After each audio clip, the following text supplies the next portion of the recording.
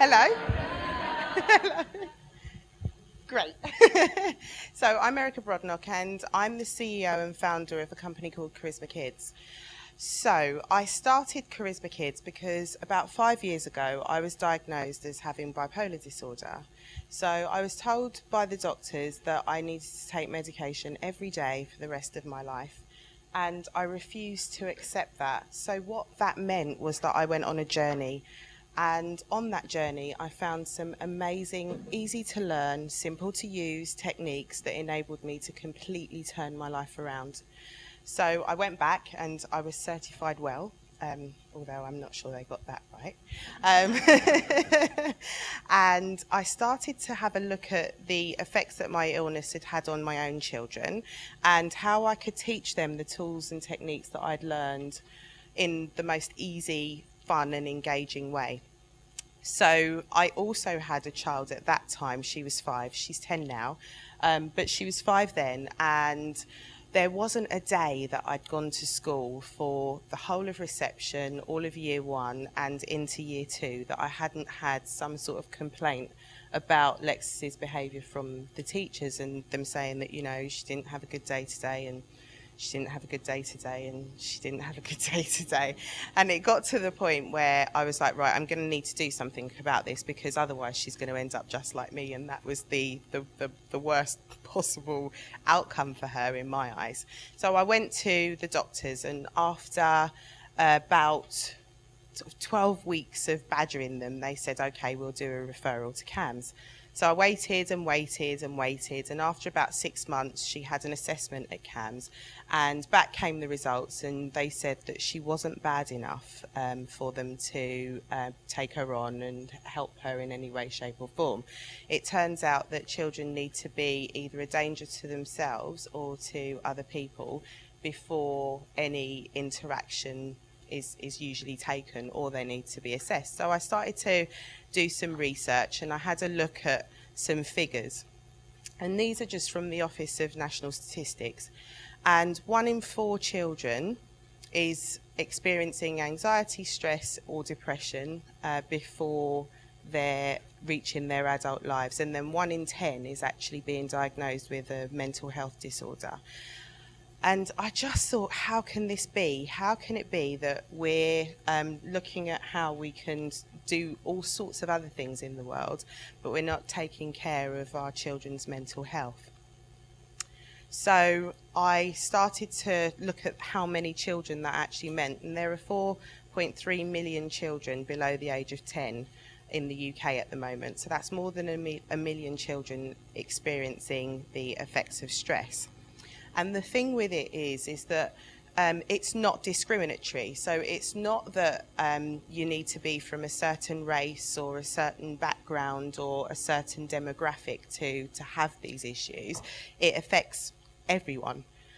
So I started to look at the definition of stress, and according to Richard Lazarus, stress is a perception that someone holds that they're unable to meet the demands that they face because they don't have the resources to do that.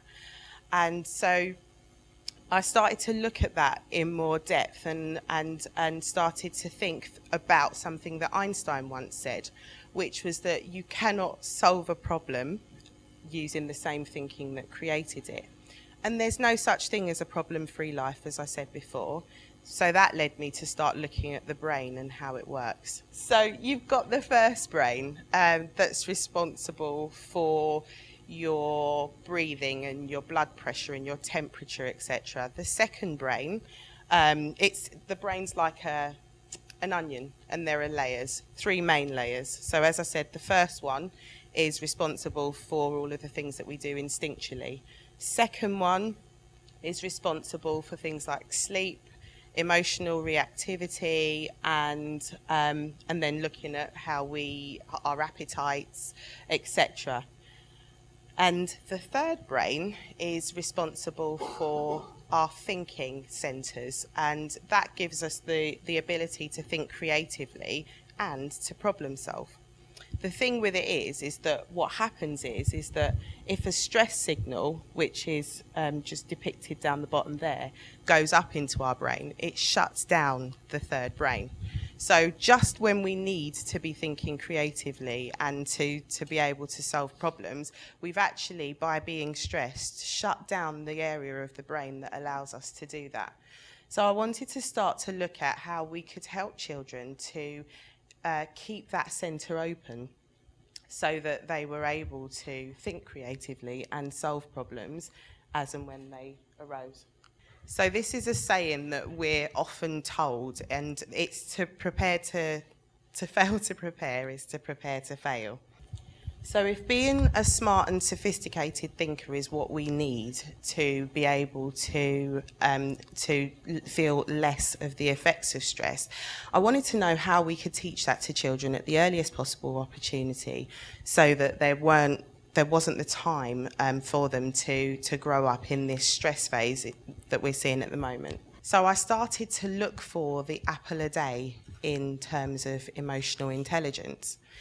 And the picture over here that says negative to positive, 1 to 3, represents 20 years of research conducted by Dr. Barbara Fredrickson that shows that for every negative emotion that we experience, we need to have 3 positive emotions that will enable us to still grow up in a balanced way and to perform effectively. So what that means is that we need to be, because the negative, when we're affected negatively, it lasts longer than a positive emotion. So you need to counterbalance that, as I say, with 3 positive interactions with a child. The other thing is the power of appreciation. So if we're teaching children to seek out and to find things that they're grateful for and to make note of those, what that does is it gives them something else to look for. In fact, it engages the reticular activating system.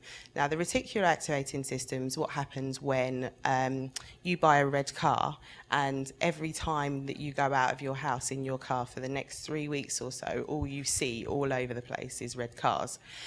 So the same thing happens with gratitude. If you start to look for it and you find it, then automatically up comes another thing, and then there you go, you're on a roll. The other thing is creativity. So obviously, the creative centre of our brain is stimulated every time we are being creative. So in order to open up that third centre, being creative is a really good way of doing that. So it's often touted that an ounce of prevention is worth a pound of cure.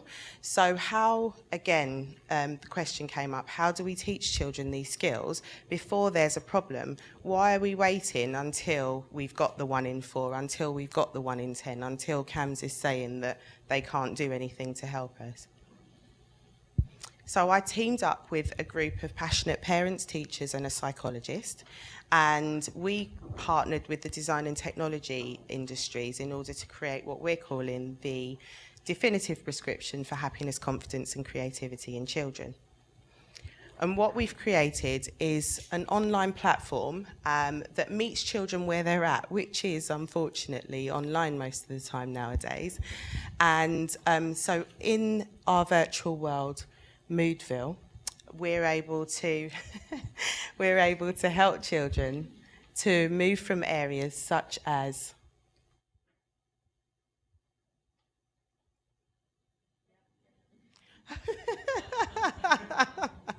that was the stress response there, right on my face. So we're able to help children to move from areas such as Fear Farm and Angry Alley over to areas like Gratitude Gardens and Love Lane.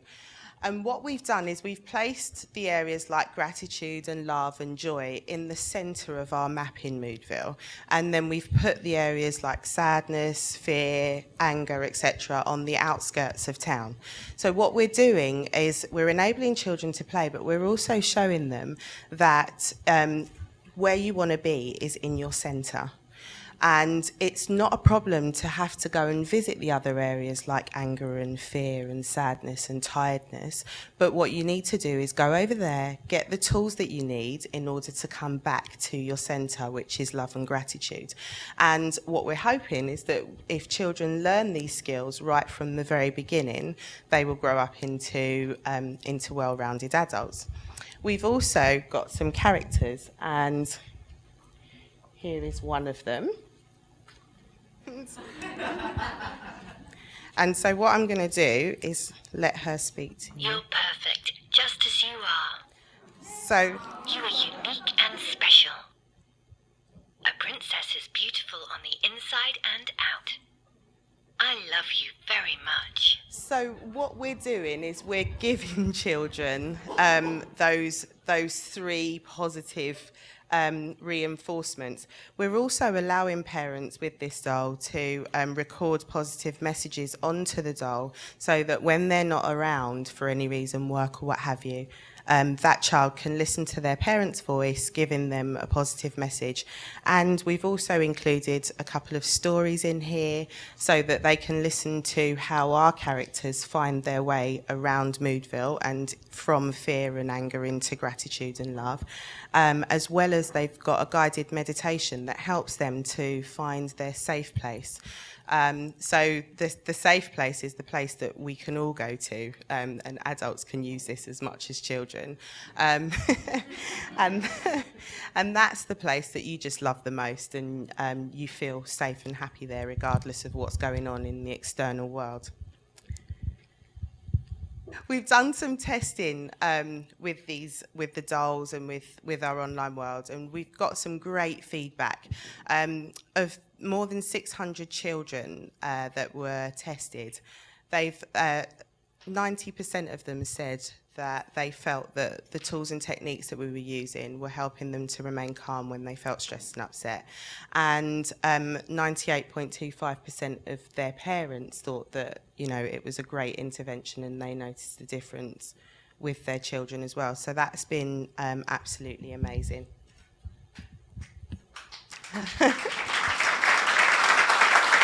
Thank you.